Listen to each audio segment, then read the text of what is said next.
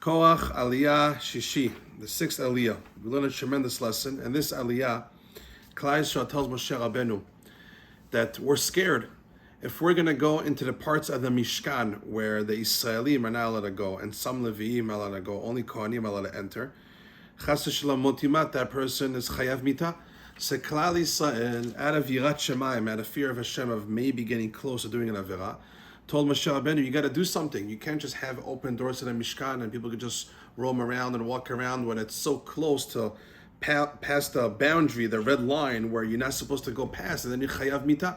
So out of yirat shamayim, out of fear of Hashem, of maybe coming to sin, they told Moshe Rabbeinu, please do something, put guards around the Mishkan. Moshe Rabbeinu tells them, beautiful idea. And he turns to Aaron Kohen and the Leviim, and he tells them, from now on, the Leviim are going to be in charge of the Mishmeret.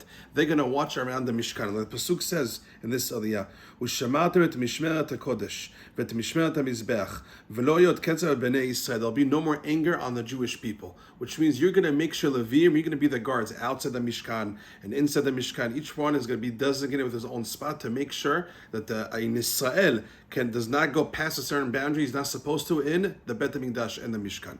From here we learn in this Aliyah two tremendous lessons. One, the yirat chet, the fear of sin that the Jewish people had at that time.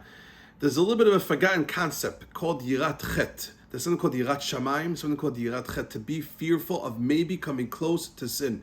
Tzaddikim had yirat chet. They were very scared to even come in the path or even get close to a maybe of a chance that I'm going to sin. Over here, Klal Yisrael, we're so scared that maybe we're going to come to the Bet HaMikdash, we're going to come to the Mishkan, and we're going to, be so happy, we're going to start dancing or start walking around, and maybe we're going to go past the boundaries. So Moshe Rabbeinu, please do something, we don't want to sin. That's called yirat chet, to be very careful and being scared of maybe if I go down that path, I might sin. It's a tremendous ma'alah to have.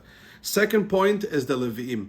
The Levi'im's job was to watch the Bet HaMikdash, was to watch the Mishkan. What's the lesson? The lesson is that just as it is important to work in the Mizbeach like the Kohanim, just like it's important to do the Shechita of the Korbanot, it is just as important for a person to watch over the Bet HaMikdash, which means a person has to watch over something that's holy, to watch over something that's valuable. A diamond, when you buy your wife a diamond, and you go out of the store, you don't take it out in the middle of the streets, let's say on Coney Island, on Ocean Park, or wherever you live. You don't say, I got my wife a diamond. If you're walking around with a diamond so expensive, if it's so valuable to you, nobody walks around like this in the open air. You hide it, you put it in a small tissue, and then you put it inside a small box, and then small box you put it in a bag, and then you run to your car. And then when you go home, you put it somewhere safe. When something is valuable to you, you watch it more, and you safeguard it more and more and more.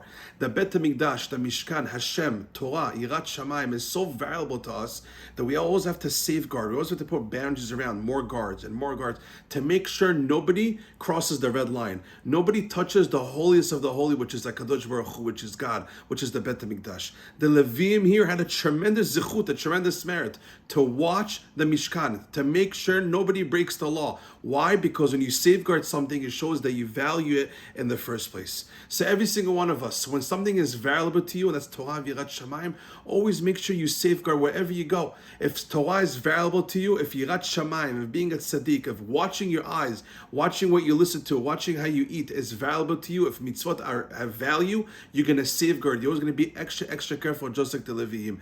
Just like it's important for the Kohanim to be in the Korbanut, it is just as important for a person to watch the Mikdash, to watch his Kedusha, watch the mitzvot you already accomplished in day-to-day life. You do many mitzvot, you learn a lot of Torah. Now it's important to do mitzvot, it's important to learn Torah, but at the same time in this Aliyah, the Leviim taught us, it's just important to also watch that nobody messes around the mitzvot that you already did. Watch over, safeguard the Torah that you already learned. Make sure it doesn't get kidnapped. Make sure nobody intercepts the mitzvot and Torah that you already accomplished. How can he get intercepted? Chas v'shalom, a person can be learning Torah, and then a split second he doesn't watch his eyes. He sees something he should not be seeing. Boom! The Torah mitzvot just got kidnapped by the Yetzara. Or let's say a person learns Torah, then you listen to music you should not be listening to, and that bad music goes inside his neshama. Boom! The Torah you just learned can be intercepted. Or let's say a person goes inside his house, you learn Torah, and then starts screaming at his wife really loud and gets into chaos, into anger. It can very much be the Torah that you learned just got intercepted and kidnapped by the Yetzara.